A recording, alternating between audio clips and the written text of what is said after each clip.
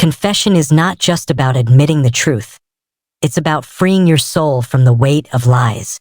Don't forget to subscribe to Tears and Truth for more gripping stories that expose the secrets we hide.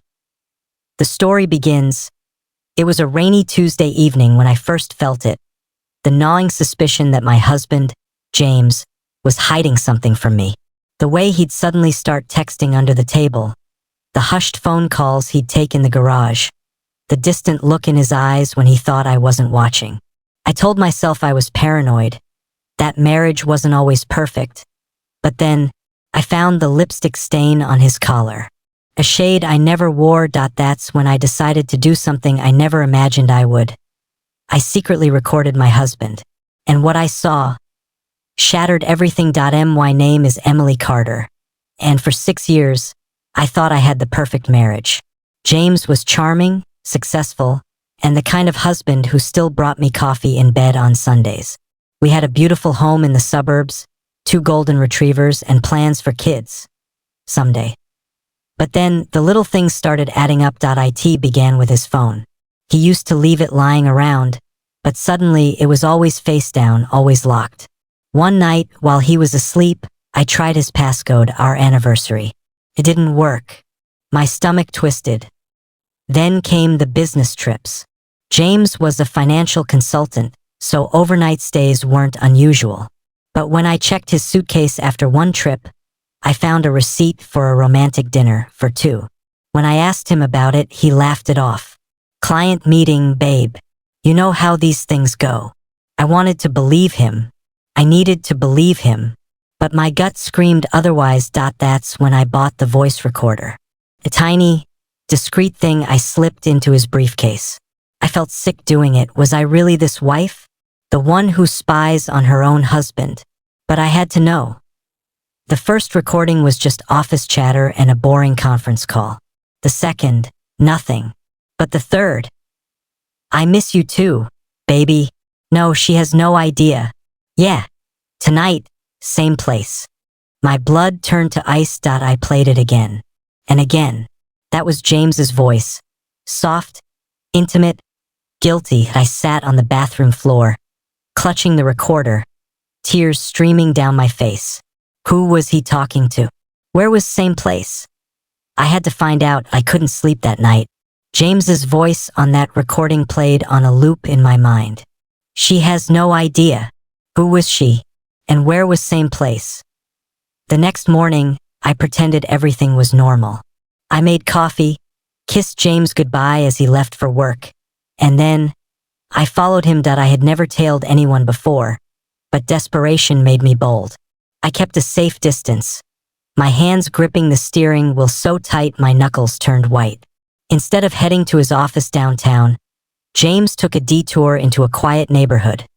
One with cozy townhouses and tree-lined streets. My heart pounded as he pulled into the driveway of a pale blue house. A woman with long, dark hair stepped out onto the porch, smiling. She was beautiful, younger than me, dressed in leggings and an oversized sweater like she lived there, like she belonged there. James kissed her. Not a friendly peck, but the kind of kiss that held years of intimacy. I couldn't breathe. I sat in my car, shaking, watching as they disappeared inside. How long had this been going on? Was this his other life? I needed proof, something undeniable. So I waited. Hours passed. The sun dipped low. Finally, the door opened again. James stepped out, adjusting his tie, looking relaxed in a way he hadn't in months. The woman followed, laughing at something he said. Then, she placed a hand on her stomach, her very round stomach. She was pregnant. And in that moment, I knew this wasn't just an affair. This was a second family. I drove home in a daze, my mind racing. A baby. He was going to have a baby with her. How many years had this been going on? How many lies had he stacked like bricks between us? I wanted to scream. I wanted to throw his things out the window. I wanted to storm into that blue house and slap him in front of her.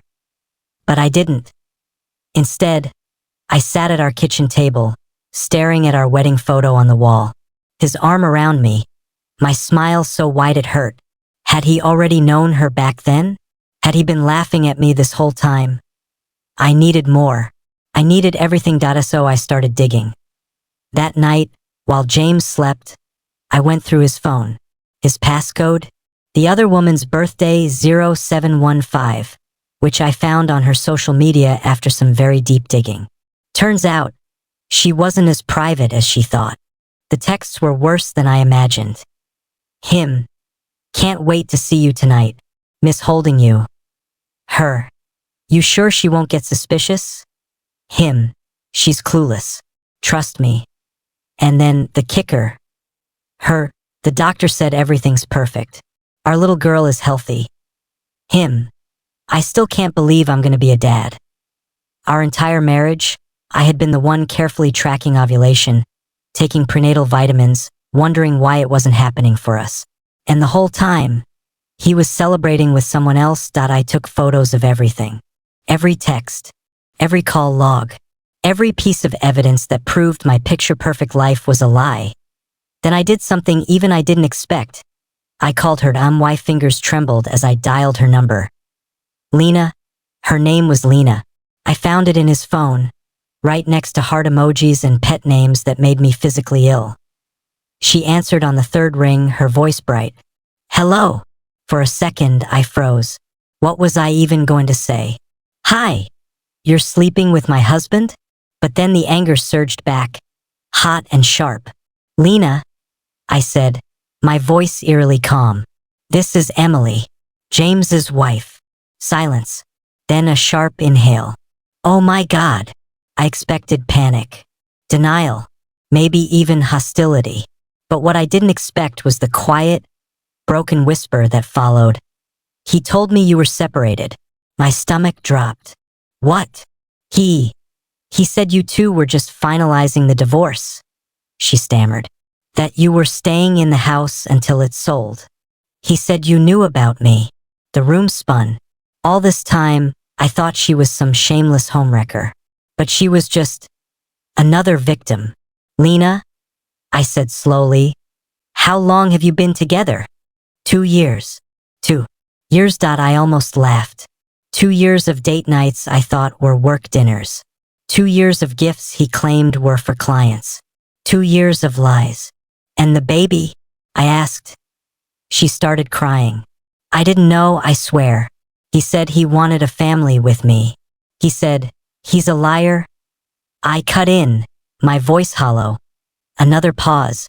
Then, softly, what do we do now? And that's when I realized this wasn't just about revenge anymore. This was about justice. We met in person. Me and the woman I should have hated. Lena was younger than me, her baby bump just starting to show under her sweater. Up close, she looked exhausted, guilty, but not for the reasons I expected. I should have known, she kept saying. The way he'd disappear sometimes, the excuses. I slid a folder across the table. Bank statements, secret credit cards, a second apartment lease under a fake name. Her face paled. Oh my God. Turns out James wasn't just a cheater. He was a con artist, and we were done letting him win. The trap that night, James came home to candles, soft music, and 2 very angry women waiting at the dining table. Emily, what's... His smile died when he saw Lena. What the hell is this? I hit play on my laptop. His own voice filled the room. She's clueless. Trust me. His face went slack. Here's what's going to happen, I said, sliding divorce papers toward him. You sign these. You admit the fraud to your firm before we send them everything. And you walk away. No fight. No dragging this out. Or what? He sneered. Lena spoke for the first time, her voice steel. Or we go public. Your bosses. Your family. Everyone sees the kind of man you really are. For the first time in years, James looked scared. The aftermath, the divorce was finalized in record time. James slunk out of town, his reputation in ruins. Lena moved back home with her family, determined to raise her daughter far away from his lies. And me, I started a podcast, Tears and Truth. Because some secrets deserve to be exposed. Sometimes the truth hurts, but lies destroy. Hit subscribe for more stories of betrayal, justice, and the secrets we never see coming.